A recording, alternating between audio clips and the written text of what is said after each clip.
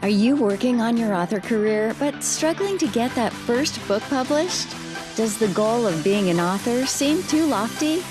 Or thoughts of having multiple books and making a full-time living are as fantastical as living in Cinderella's castle? Welcome to Discovered Wordsmiths, a podcast where aspiring authors can be heard. Join Stephen Schneider as he finds and talks to authors you may not know, but authors that have gotten their foot on the author career path. Hear what they've done to get there and where they want to go now. Settle back. It's time for a bit of inspiration and advice. Come listen to today's Discovered Wordsmith.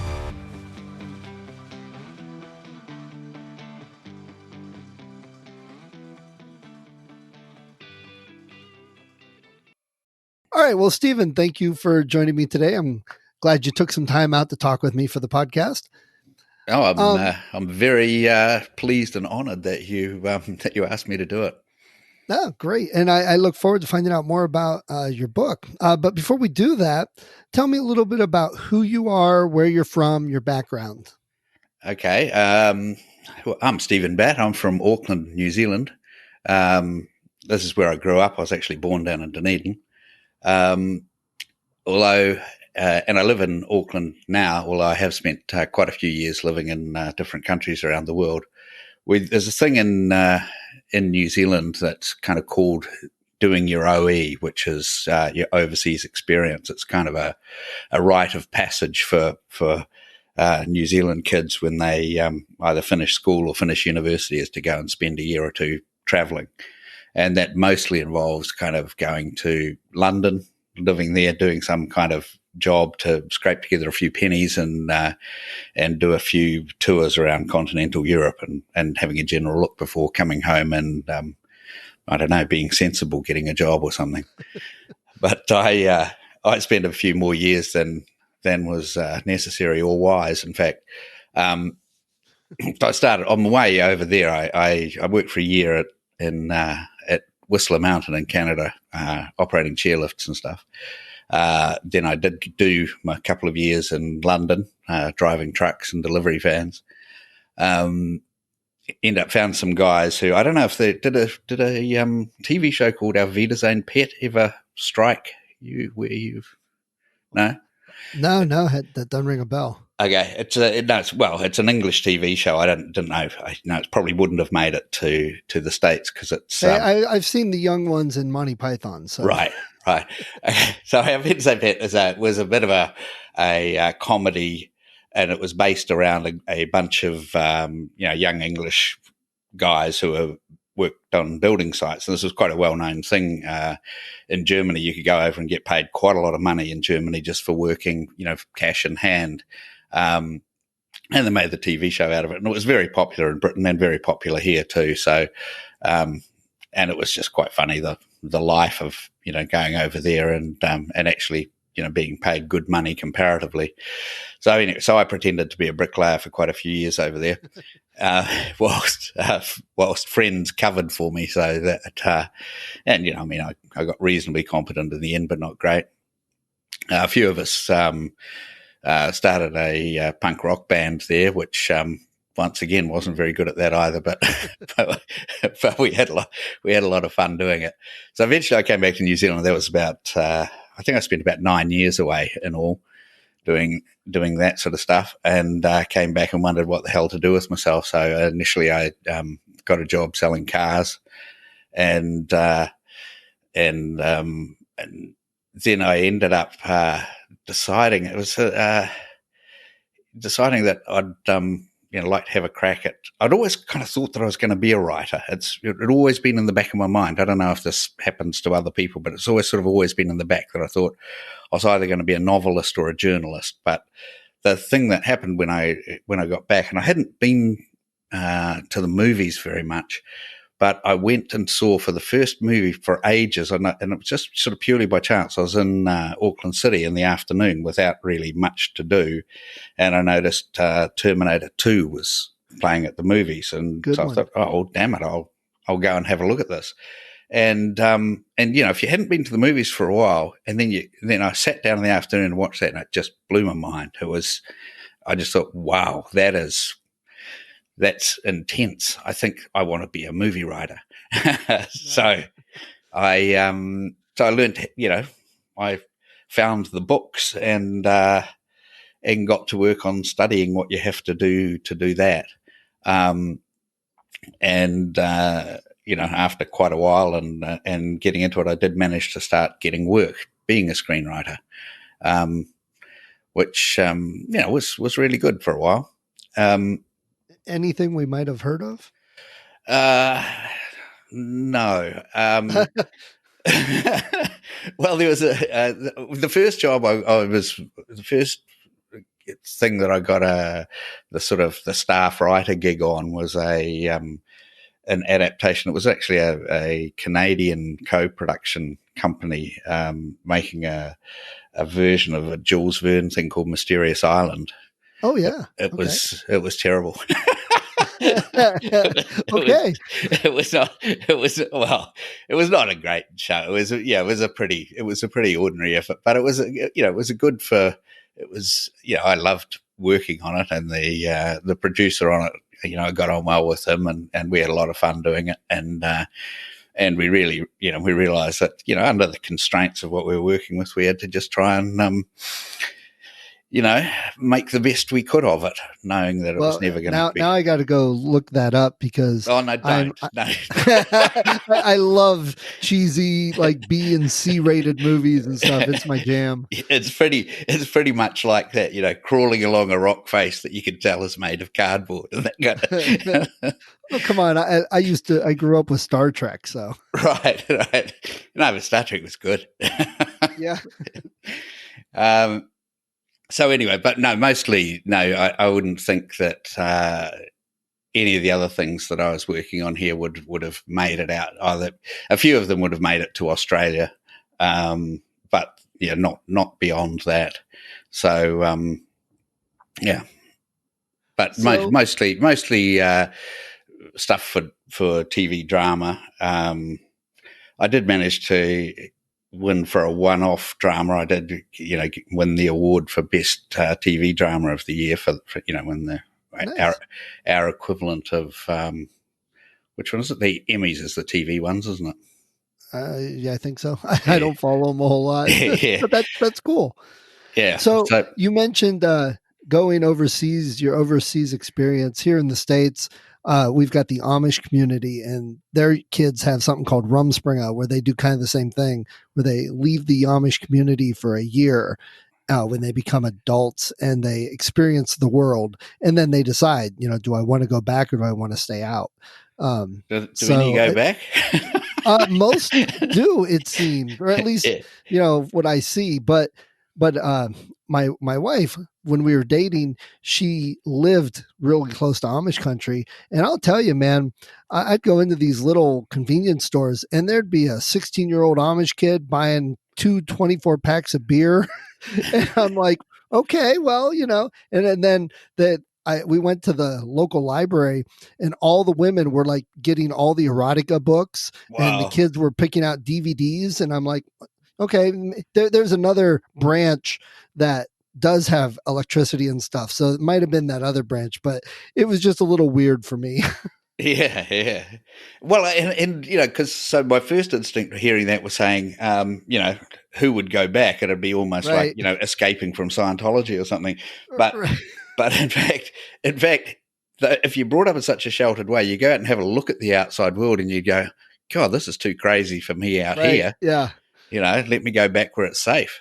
Hey, I can see the appeal. I mean, I'm a big computer guy, and I like the electronics and stuff. But every now and then, I get that little thing of, man, it wouldn't be a bad life to live on a farm and wake up with the animals and just that kind of life.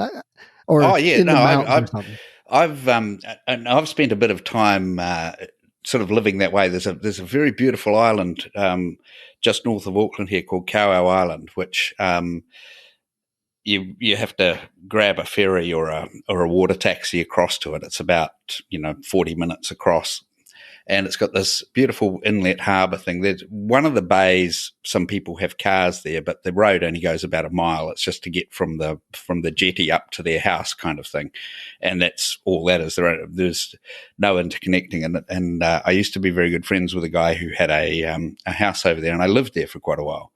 While he was living, he was actually a screenwriter in the States, and so while he was living back over in America, I would quite often live in his house on Kauau. And it was a place that had, the ferry would come into the end of the wharf and you'd walk up from the wharf to the house, and that was it. And it was in its own little bay. And there was the only time you ever saw people was, rowing past in a little boat or getting, and nobody's really getting on and off the ferry because the wharf only fed one other house, which was, just up and out of sight a little bit. Living there, the being cut off thing, fortunately it did have internet. But living there was just wonderful. The silence and the peace in the morning. It's just so glorious. It's amazing. Yeah, I miss that from my camping days when I used to do backpacking and stuff, waking up on the side of a mountain and things. Oh yeah, it's pretty special.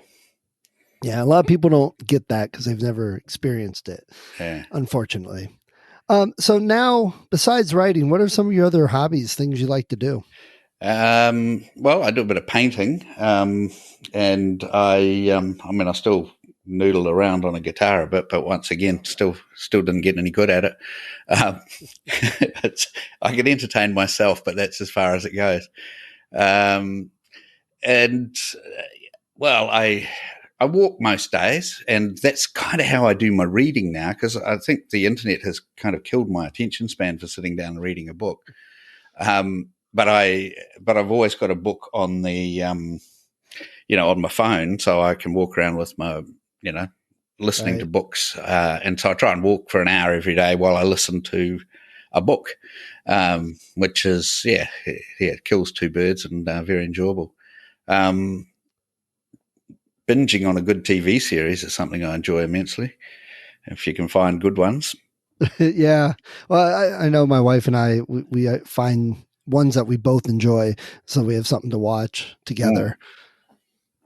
Yeah, I'm currently living on my own, but I used to get the situation when I was married not all that long ago, where you'd get to the point where you'd start to watch a series and your wife would fall asleep and you go, "Oh, damn, I'm going to have to watch this again tomorrow night." Right.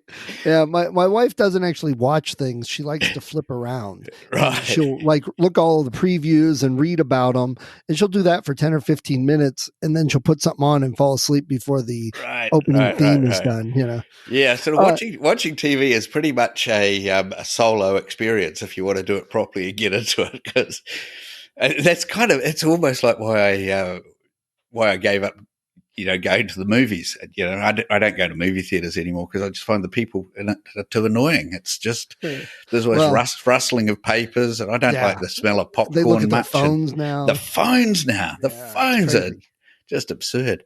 But this whole virus is killing off movie theaters. So, and they're doing more streaming of everything. So, I don't think it's necessarily a good thing, because I think the whole mystique around the movies and the movie theater, it's a wonderful thing. And yes, when I've gone to, event movies, on the opening weekend kind of thing, I've got a real buzz out of that. That is a really good thing when it's one of those things. But if it's just a general, I don't know, if it's not a special occasion, I'd far prefer to watch it on my own. and honestly, some of these series that they stream now, I think the 8 or 10 episode series are better than some movies I've seen. Oh, heck yeah. I mean, I don't know the good ones I've been watching recently, like Ozark and, Better Call Saul and Get Shorty. Have you seen Get Shorty? No, I haven't seen Get Shorty. Did you see the movie of Get Shorty? Yes, long ago, of course. And did you like that? Yes, absolutely. Yeah, so the TV series is just as good. It's quite different, and but definitely get into that. It's great.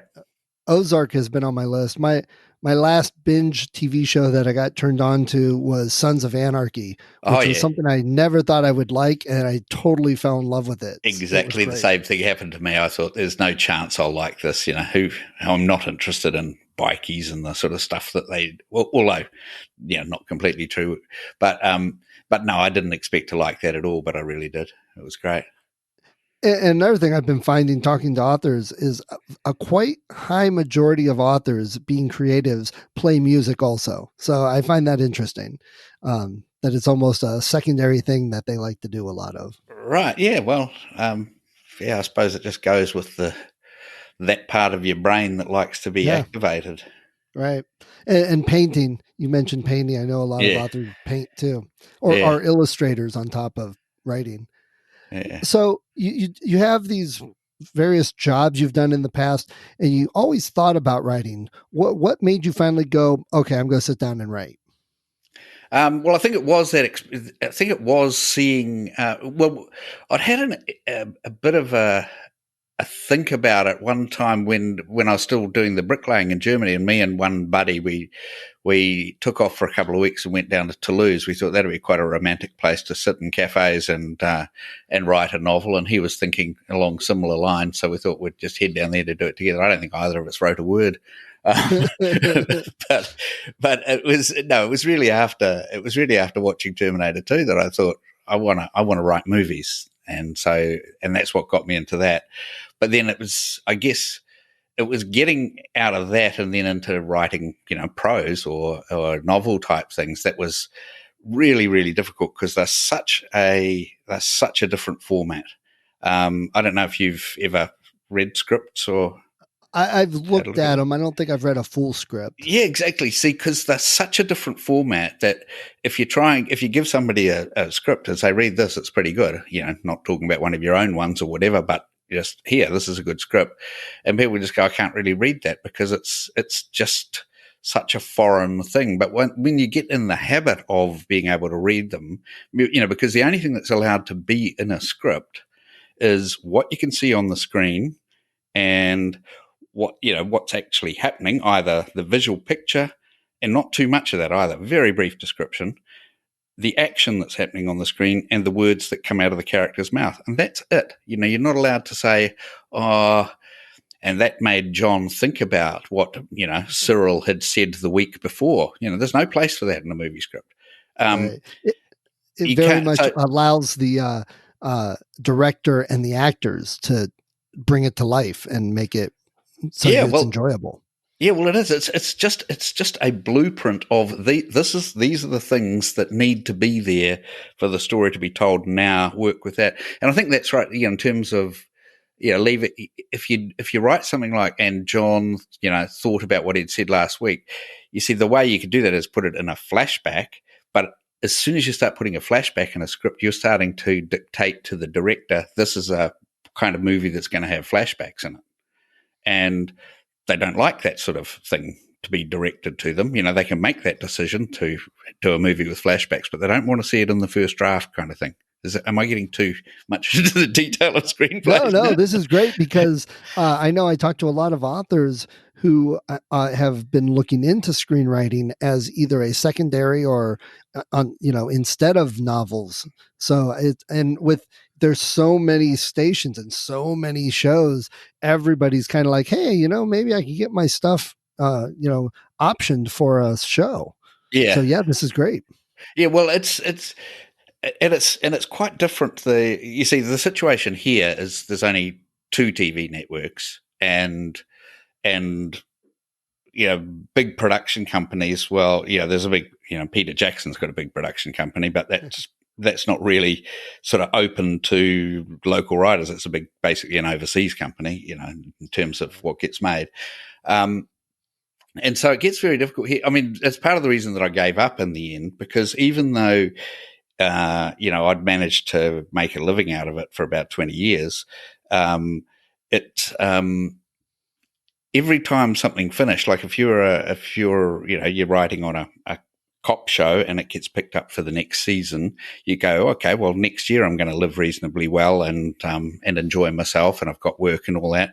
If it doesn't get picked up, you're right back to square one. You've got nothing on, you're unemployed, and there aren't really any openings coming up because it is such a small business here. There are so few shows and things being made. So you have to go back to the, writing spec scripts and having coffee meetings with producers and all that sort of stuff. And you just get sick of going back to the beginning all the time. Now, it's a similar situation in the States, but of course, as you mentioned before, it's because there are now so many production companies Right. and so, your chances, there's also a lot more people going for it. But I think for those people, in the States, if you've got a career, if you're established as a writer, you can basically, you got the liberty of getting a mortgage because you're pretty sure that you're going to be making money for the next few years, which is not the sort of thing you could do in New Zealand as a screenwriter. You do not know if you're going to make any money next year. So basically, screenwriting seems really good now as long as you live in the right part of the world. Yeah. Well, and it pays well when you're working, and then doesn't pay at all when you're not. Right. And so I had a bit of a go. I mean, I did.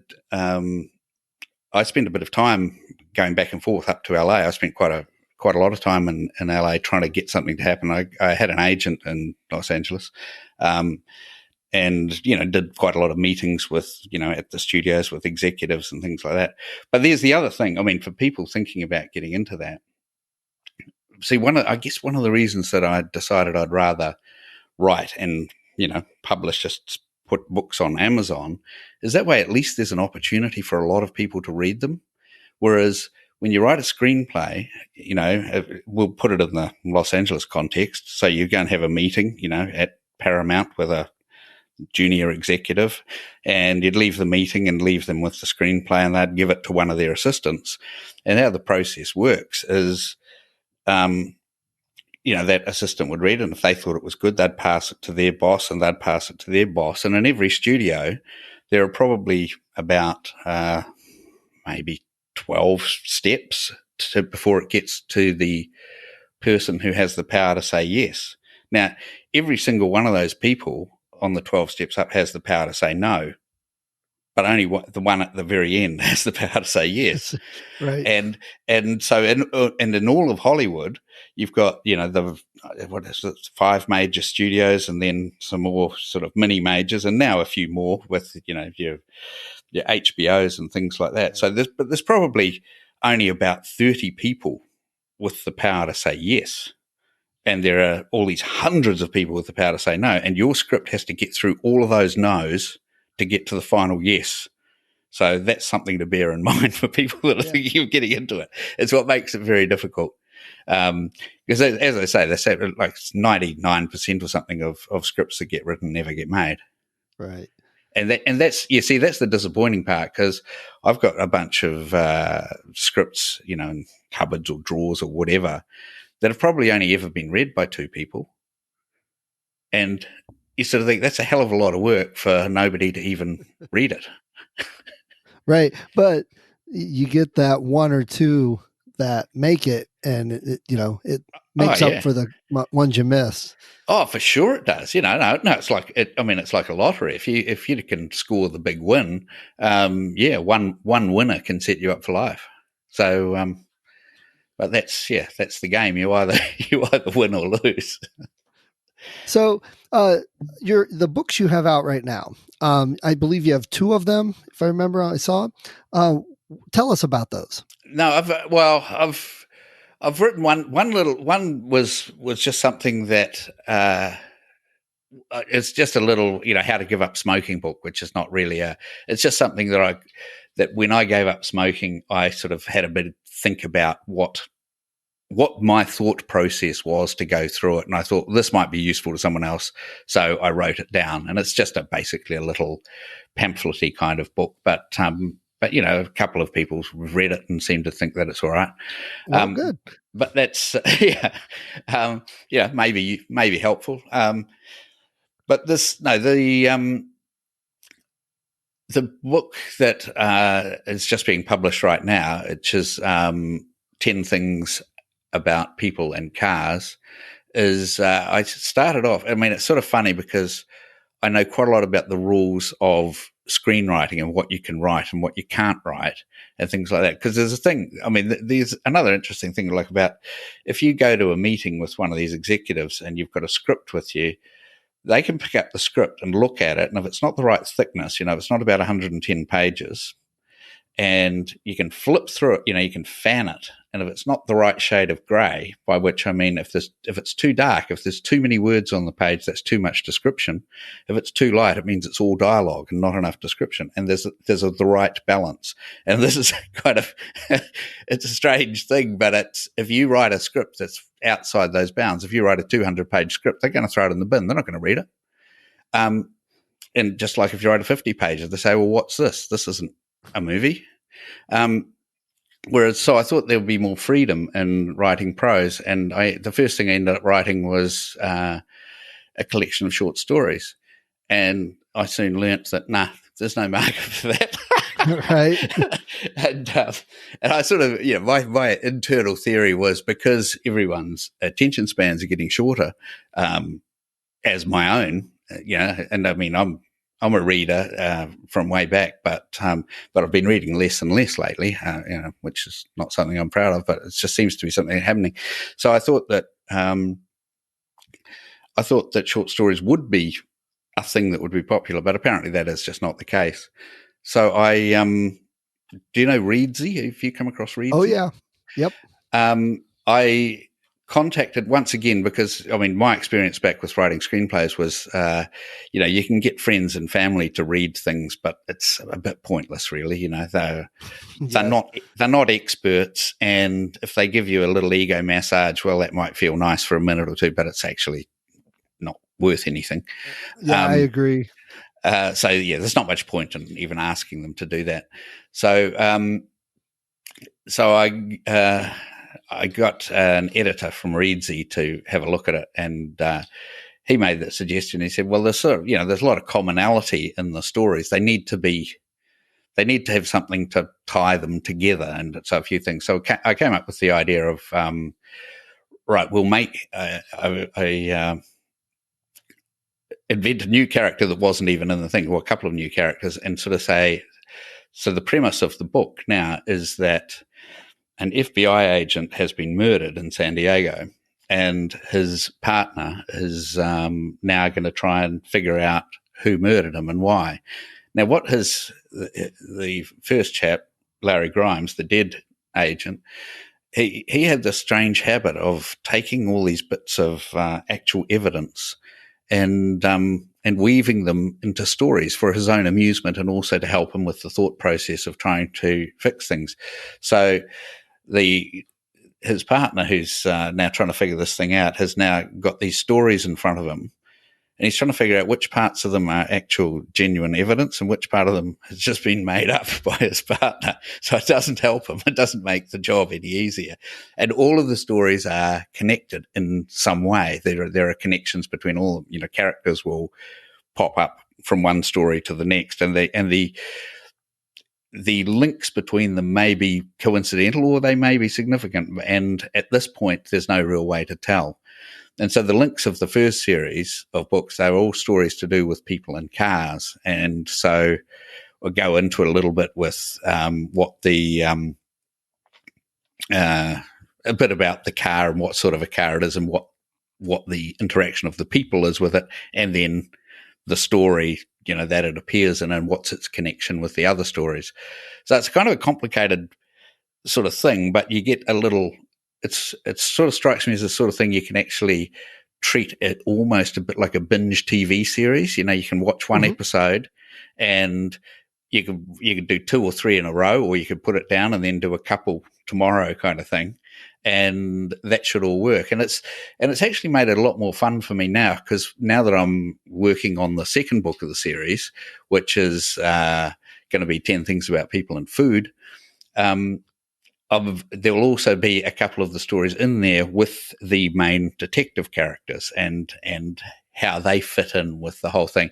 And it's actually really getting to be quite a lot of fun to write, getting the connections to work and stuff. So it's good. It's a project I'm quite pleased with.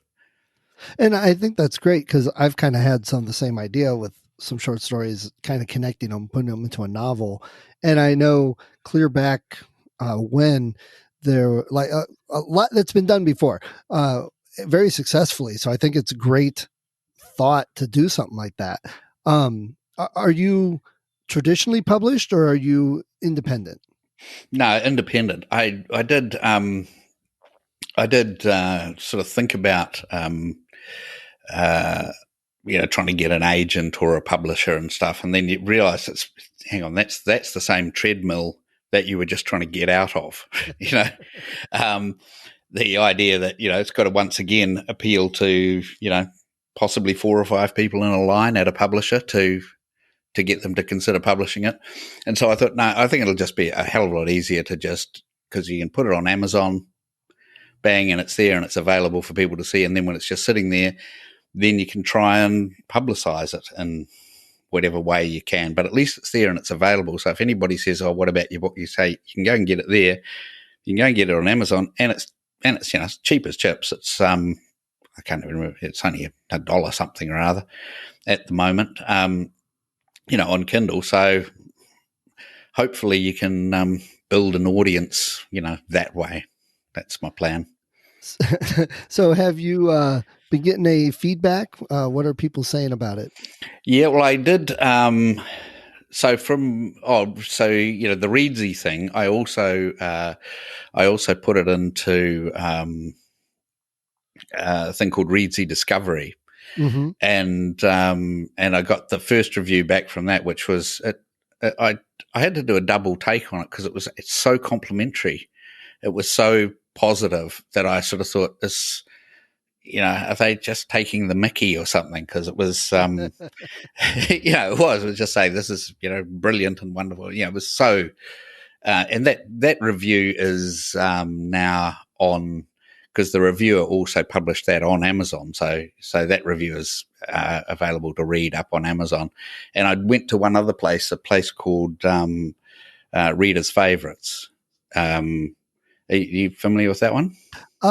It sounds familiar, but I know Discovery better. So yeah, what's that one about? Well, that's another one where you can, you pay them. I don't know, I can't remember what it is, $100 or something, and it goes into their pool, and they can, their readers can decide, well, a bit like the Readsy Discovery, they can decide if they're interested, from the précis or whatever, they can decide if they want to read it and review it or not. And so, you're paying for it to go into a pool of reviewers, and then if the review comes out, and I think it's on the same basis as kind of Kirkus does, where it's up to your choice whether you will publish the review or whether you'd just rather pretend that it never happened. And but I got it. Once again, I got a couple of very good reviews from that, 5-star review and a 4-star review from that, and so that was really good. So that's the only feedback I've had yet. It's only, the last time I looked at it on Amazon a couple of days ago, I think it's probably only sold 2 copies or something. That sounds normal. Yeah.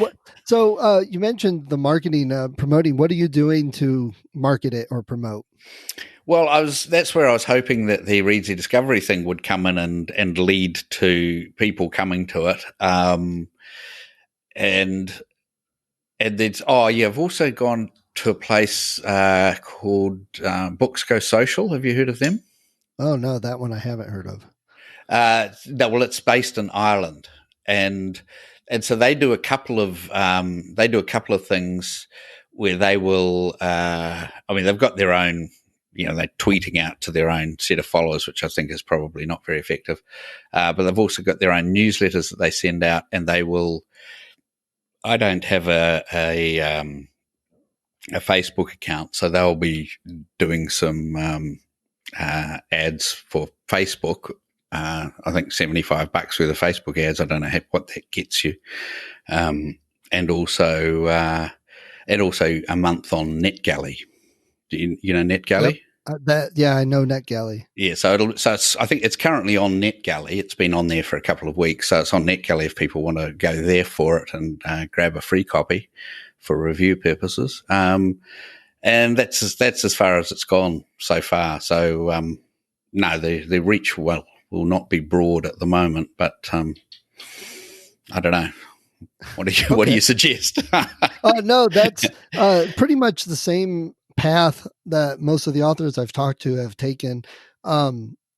With offering, this is an idea. You've got 10 stories in the one book, 10 in another, offering one or two stories out of the book for free as a lead in to the whole book. That's something I know a lot of people are successful with. Right. Okay. So that's something I've heard a lot of people doing. Yeah, it sounds like you're doing some of the same stuff everybody else does. Have you tried Facebook or Amazon ads? Curious. Amazon ads, yes, and well, I've actually got a couple of other books that are on Amazon that have, but they're non-fiction and under a different name, and they've sold a few more copies, and they've sort of done okay.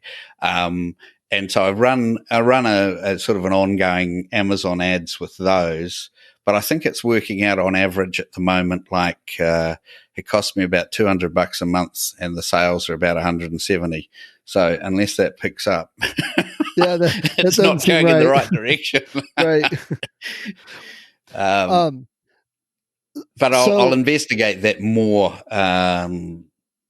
Soon. It's the hardest thing out with this, because I think what I really want to be doing is spending all my time writing the next book, the next part of it. But you sort of think, yeah, but if you don't, if you let the first one just die on the vine, what's the point? It's a pain in the neck, really. You really do want some staff to do the marketing for you. Yeah, I just said the same thing last weekend to a couple other friends that I just got done with book 2 of my current series. I've got a couple short stories to go with it. So now I'm having to put everything up, get all the keywords and the descriptions and make sure everything, and setting up some promo price. I'm like, all I'm doing is admin stuff right now. And they're like, well, you got to do that. I'm like, I know, but I have so many things in my head I want to get down. Yeah, well, it's that, and it's just all that, the admin of making sure your page is looking right, and you go back and sort of, oh, hang on, it's the layout's all gone, all skew whiff, and you just got to have, and it's just stuff you're not interested in doing in the first place, right? It's annoying. So, but between the writing and 2 different books and the marketing, what are some things that you've learned that you're maybe doing different for book 2, or what would you do different if you went back? I don't know, because the book, from now knowing how much the stories have got to be interlinked and thrusting it very much more towards, a full cohesive novel in the end, which will be after, I think, 5 chunks basically. So it might be 10 things about people and food, or it might be, 8 things about people and travel, or, whatever. But there'll be kind of five volumes will make up the whole novel. So now I've got far more focus on that and what needs to be in each story. So it makes it kind of easier to plan the thing and to figure out what stories should be in there. That's just from the writing point of view. It's getting better. As far as the marketing and doing the rest of the point of view, I just don't know, because I haven't cracked it yet. So, I can't really offer any advice on that part of it. I don't think you're in any unique situation there. And that's pretty common. I think everybody's still trying to figure a lot of it out. Yeah. In terms of actual writing, I think because even though I'm a new writer in terms of prose book, a novel, I have done quite a bit of writing before, and I think the most important tip for actual writing that I can think of that's quite simple for people to do is writing obviously requires lots and lots of rewriting. Just you write draft after draft. to make things good. It's just, how it works. Nobody can write it perfectly the first time. And I think the most important part of that is when you're doing the rewriting is reading it aloud.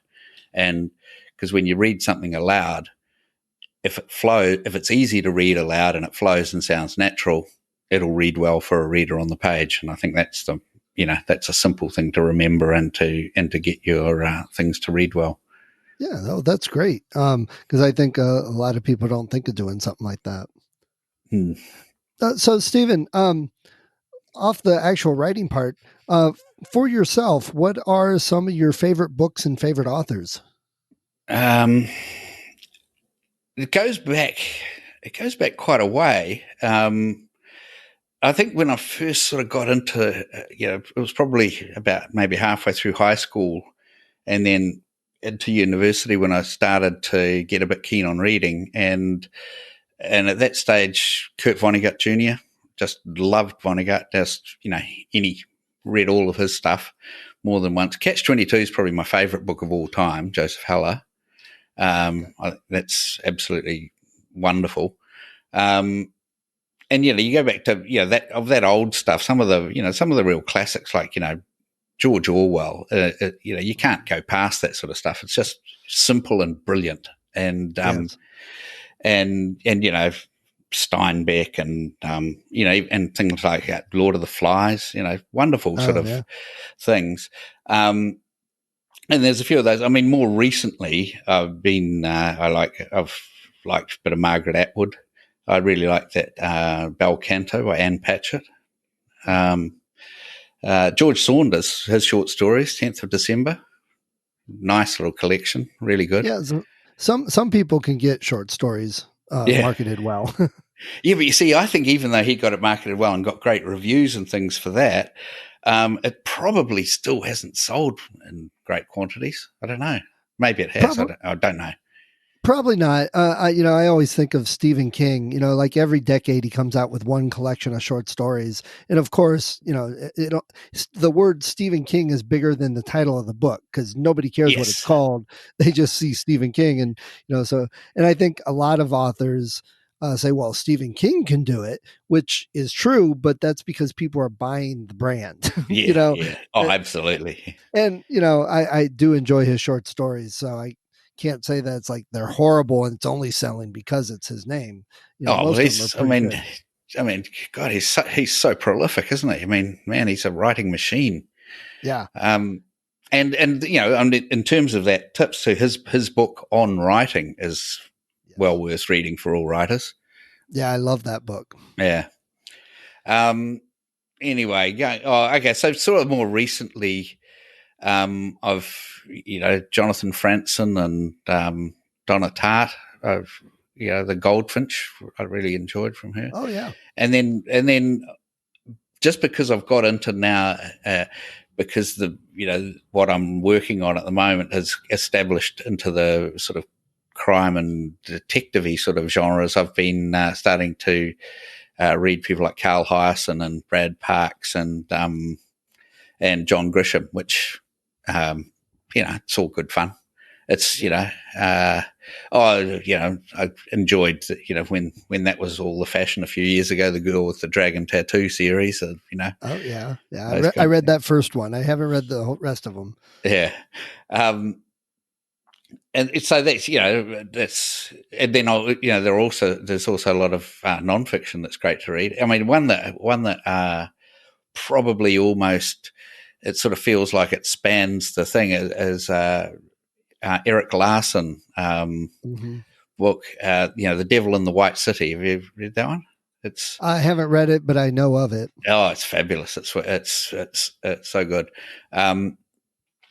And then you get, other people that sort of span it a little bit, like Truman Capote, Gore Vidal. Once again, we're going back to the old sort of things, and Tom Wolfe. Thinking about, as you can tell, I'm having a little bit of a look at a list because you warned me about what you might ask. It goes back a little bit to what you were saying about Sons of Anarchy, and I was saying, I didn't think I was very interested in the bikies, but of course, one of the books that I really, really enjoyed when I was a lot younger was Hunter S. Thompson's Hell's Angels, which was Have you not read that? Have you read that? No, I haven't. I didn't even know about that one. But you've probably come across Fear and Loathing in Las Vegas. Yes. Yeah. Well, no. So Hell's Angels it's a great book.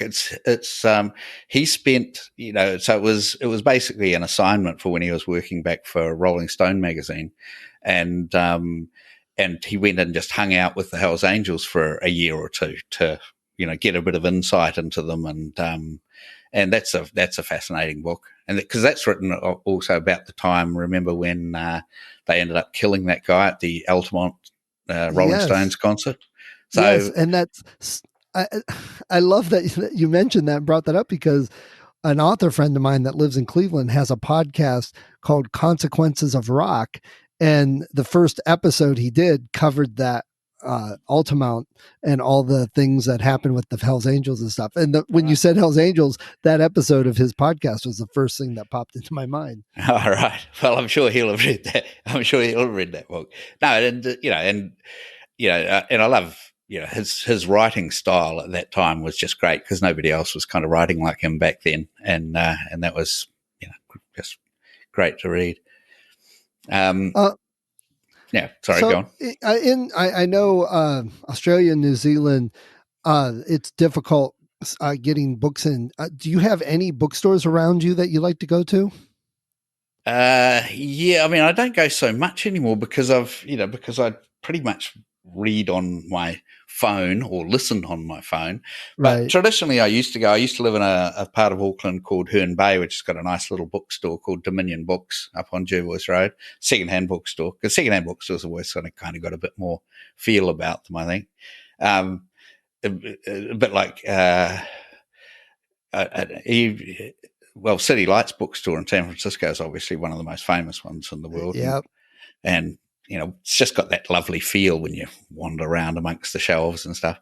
Also, there's a town just north of Auckland called Matakana, which has got a lovely little bookshop in it called Matakana Village Books, and also a really beautiful one in Australia. I used to live in Queensland for a while, and just inland from a place called Noosa is a little town called Yamundi, and it's got a really good little bookshop, and it's a really good medium-sized bookshop there called Berkelo Books, which is really lovely.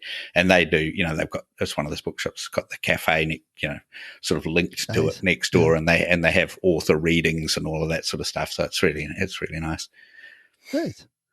All right. Well, David, oh my gosh. Sorry, I was talking to another guy earlier. I apologize. That's right. Stephen, how could I mess your name up? You can probably edit that if you like. Yeah, that's the thing. No one will ever know. Yeah. Stephen, I appreciate you taking the time to talk to me today. And like I said, it's like time travel, because you're at Tuesday. So it's like I'm talking to you in the future. Yeah. But before we go, do you have any last advice for new authors, or anything to pass on to any new authors that are listening to the podcast?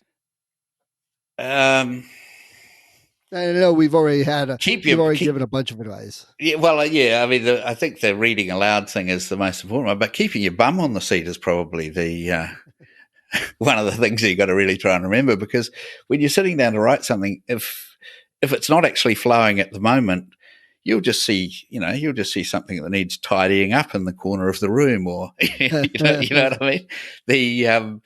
The sidetracking and procrastination can get really pretty wicked if you're not in the flow. So yeah, you've really got to make sure you just stay seated, stay in front of your machine, and make yourself bang some words out.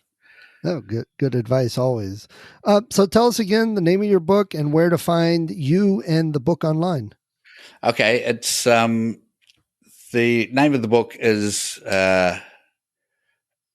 10 Things About People and Cars, and you'll find that on Amazon.com. So it's 10 Things About People and Cars by Stephen Batt, or at Amazon. My personal website, but it doesn't really have much to do with the book. It's got a whole bunch of my paintings and stuff on it.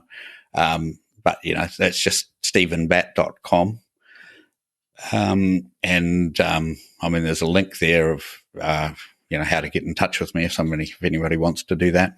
There's also, if anyone wanted to, there's also a little video of a short film I made quite a few years ago. If anyone's interested in watching that, it's on YouTube. But maybe I'll just give you the URL for that to put on your page, because it's a bit too complicated. That'd be great. Yeah, I'd love to check that out. Okay. All right. All right. Well, Stephen, I do appreciate you taking the time in the future to talk to us that are in the past. And I wish you luck on the book. I'd probably like to find out more about the next book after it comes out. Talk to you again. That'd be great. Well, yeah, I'll drop you a line when it's up and ready. And thank you very much for the opportunity to talk about it, and to hopefully it'll get a couple more readers to it. It'll be great. That would be nice. Well, thank you very much. Okay, thanks. Bye-bye. Thank you for listening to Discovered Wordsmiths. Come back next week and listen to another author discuss the road they've traveled, and maybe, sometime in the near future, it might be you.